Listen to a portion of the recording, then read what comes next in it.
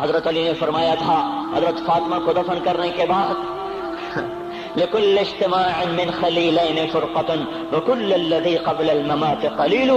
آج فاطمہ کو دفن کرنے کے بعد مجھ پر یہ بات کھل گئی ہے، کوئی کسی کا ساتھ نہیں دے سکتا، کوئی سدا سلامت نہیں رہ سکتے. ایسی حسین جوڑی بھی آج بکھر گئی. ایسا حسین جوڑا کوئی دنیا میں کہاں سے لائے گا؟ ایسا جمال کوئی کہاں سے لائے گا؟ ایسی جوڑی کوئی کہاں سے لائے گا؟ علی و فاطمہ کی جوڑی کوئی دکھائے تو صحیح، کوئی نبیوں کے بعد کوئی ایسی جوڑی بنی ہو. لیکن آج یہ جوڑی ٹوٹ گئی. 24 سال کی عمر میں فاطمہ جدائی دے گئی، 24 برس کی عمر میں جدائی دے کے جا رہی. ہاں لیکن بھائی ان کا تو مرنا بھی زندگی تھا. پانی کے لیے اپنی خادمہ سے فرمایا میرے غسل کا پانی رکھو.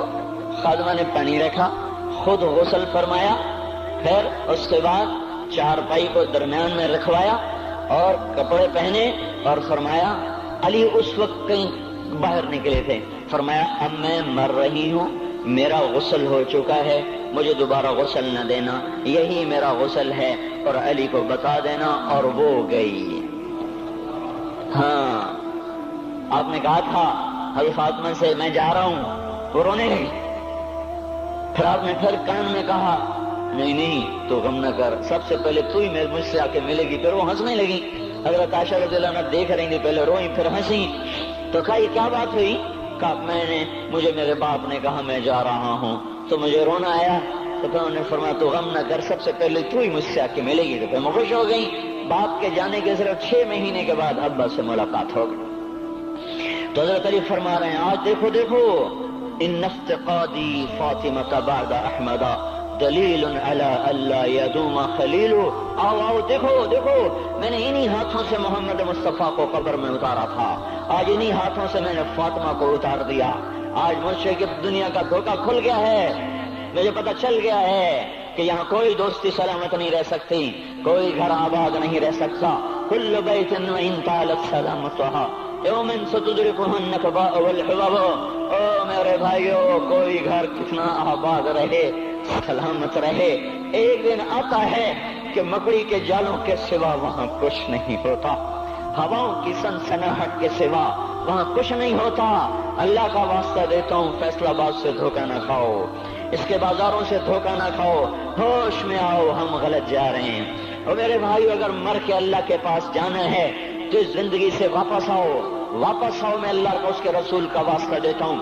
اگر مر کے کہیں اور چلے جانا ہے، اگر مر کے اللہ کے پاس نہیں جانا یا اللہ کے رسول کا سامنا نہیں ہے، جو مرضی کرو.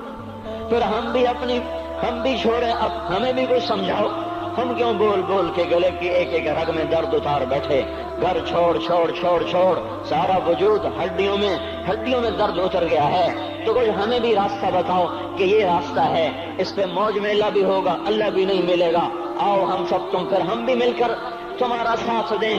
ہم کیوں ایسے کھاری اٹھائے ہوئے در در کی ٹھوکریں کھاتے پھر رہے ہیں؟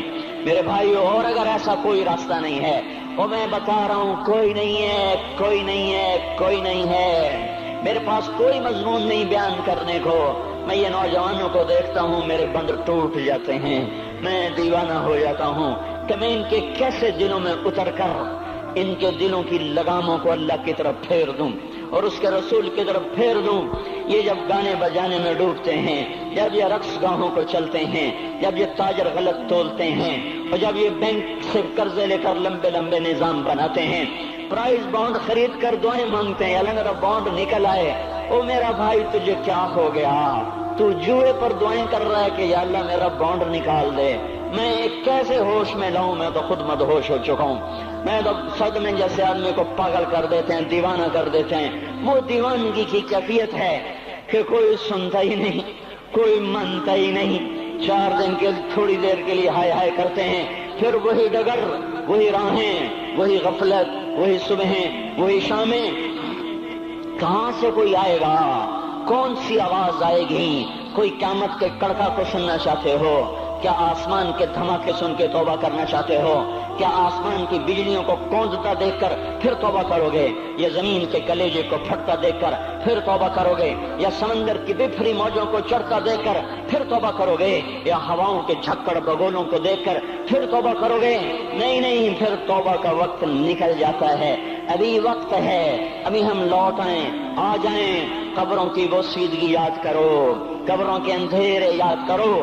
اور میں آپ کو سنا رہا تھا، اس قبر نے مجھے روک لیا، اس کی ایک ایک مٹی کے ذرے نے مجھے کہا کچھ ادھر پڑھ دو، یہاں کوئی نہیں آیا۔ ہاں کوئی نہیں آیا کرتا، کوئی نہیں آیا کرتا، یہاں علی فاطمہ جدا ہو گئے، باقی کون ہمیشہ رہ سکتا ہے؟ اور جب جدائیاں ہوتی ہیں پھر کیا ہوتا ہے؟ كأن لم تكن بيني وبينك خلة ولا حسن ود مرة في التبادل۔ پھر ایسا ہوتا ہے جب جدائیاں ہو جاتی ہیں پھر یوں ہوتا ہے کہ جیسے کبھی کوئی آیا ہی نہ تھا، کوئی مل بیٹھا ہی نہ تھا، کوئی ماں نہ تھی، کوئی باپ نہ تھا، کوئی بھائی نہ تھا، کوئی سنگی نہ تھا، کوئی ساتھی نہ تھا۔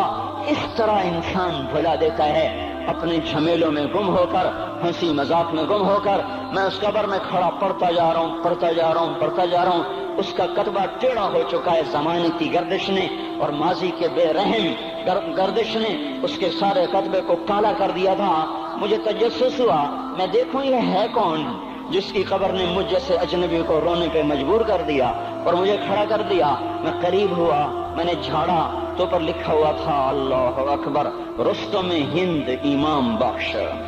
رستم ہند، جس کے لیے مہاراج قالین بچھاتے تھے، جس کو ہاتھیوں پہ سوار کروا کے لایا جاتا تھا، جس کے آگے پیچھے ڈھول بجتے تھے، اور جیسے آج کل یہ کرکٹ کے کھلاڑیوں کے آگے پیچھے خلقت ہوتی ہے، یہ وہ دور تھا جب پہلوانوں کے آگے پیچھے خلقت ہوتی تھی۔ آج اس کی خبر ویران ہو کر کہہ رہی ہے کوئی ادھر بھی تو پڑھ کے جب چلتا جائے، کوئی یہاں بھی تو کچھ تحفہ دیتا جائے۔